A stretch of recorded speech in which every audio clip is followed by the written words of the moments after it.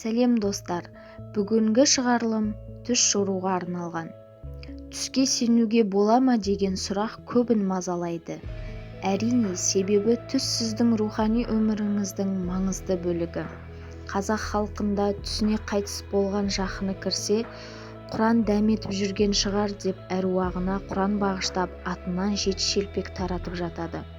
Сондықтан да бақилық болып кеткен жақыныңыз түсіңізге кірген жағдайда Құран оқып, шама-шарқыңызша мархумның атынан садақа берсеңіз артық болмайды. Мұсылманша түс жору тақырыбы төңірегінде жазылған кітаптарда өлген адамның түске кіруін ғұламаларымыз әртүрлі жорыған. Солардың бірі Ибн Сирин Тафсирул Ахлам Аль-Маут. Түсінде қайтыс болған адамның тірі екендігін көрсе, бұл оның ісінің жақсара бастайтындығының және күтпеген жерден қиындықтан кейін жеңілдік болатындығының белгісі. Түсінде қайтыс болған адаммен бірге ас ішкенін көрсе, өмірі ұзақ болады. Түсінде басшының өлгенін көрсе, бұл ол басшының орнынан түсетіндігінің белгісі.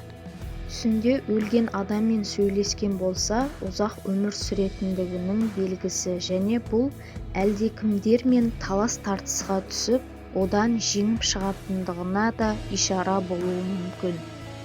Түсіне бұрын жақсы таныған кісісі кіріп өзінің өлмегендігін айтқан болса, бұл оның, яғни өлген кісінің ақыреттегі жағдайының жақсы екендігін білдіреді. Түсінде өлген кісінің үстіне жасыл киім киіп алғандығын көрсе, бұл оның шейіттік өліммен өлгендігін көрсетеді.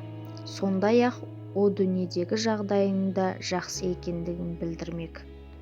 Түсінде қайтыс болған адамның күлгенін көрсе, бұл оның Алланың кешіріміне қол жеткізгендігінің белгісі. Түсінде өлген кісінің жүзі жарқын, қуанышты екенін көрсе, оған бағышталған жақсылық жетіп, соған риза екендігін белгісі. Егер бір өлген кісі одан жүзін бұрып, оған ұрысып жатқандығын көрсе, онда бұл үлкен күнә жасағандығына ишара, тәубе етуі тиіс. Түсінде қайтыс болып кеткен атасының немесе әжесінің тірі екендіктерін көрсе, бұл өмірінің бақытты да баянды боларына ишара. Түсінде қайтыс болып кеткен әкесінің немесе анасының тірі екендіктерін көрсе, басына түскен қайғыдан арылып, үлкен қуанышқа кенелетіндігіне ишара. Түсінде қайтыс болып кеткен ағасының тірі екендігін көрсе, әлсіздіктен кейін қуаттанатындығының белгісі. Түсінде қайтыс болған баласын көрген болса, әлде бір дұшпаннан құтылатындығына ишара. Түсінде қайтыс болған адамның оған сәлем бергенін көрсе, Алланың құзырында мархумның жағдайының жақсы екендігін көрсетеді. Түсінде қайтыс болып кеткен кісінің байып кеткенін көрсе, мархумның ақыреттегі жағдайы жақсы екендігінің белгісі. Түсінде өлген адамды тірілткен болса, бұл оның арқасында яхуди немесе христиан дінінің бір адамның мұсылман болатындығына, яки теріс жолда жүрген бір мұсылманның дұрыс жолға түсуіне себепкер болатындығына ишара.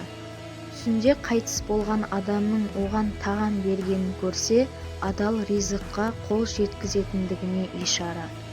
Түсінде қайтыс болған адамның оған ескі киімін немесе кір киімін бергенін көрсе, тұрмысы тарығатындығына ишара. Анасы қайтыс болғанын көрсе, тұрмысы тарығып, жағдайы нашарлайтындығына ишара. Бір ғалымның қайтыс болғанын көрсе, бұл сол аймақта дін мен ғылымның әлсірегендігін білдіреді. Түсінде қайтыс болған бір адамның оның жақсы көріп құшақтап жатқандығын көрсе, ұзақ өмір сүретіндігіне ишара. Түсінде қайтыс болып кеткен танитын адаммен үйленгенін көрсе, қалағанына қол жеткізетіндігіне, бірақ кейіннен ол нәрсеге өкінетіндігін білдіреді. Түсінде қайтыс болып кеткен кісінің әлде бір жақсы істеп жатқандығын көрсе, бұл оны сол істі істеуге талпындырғаны.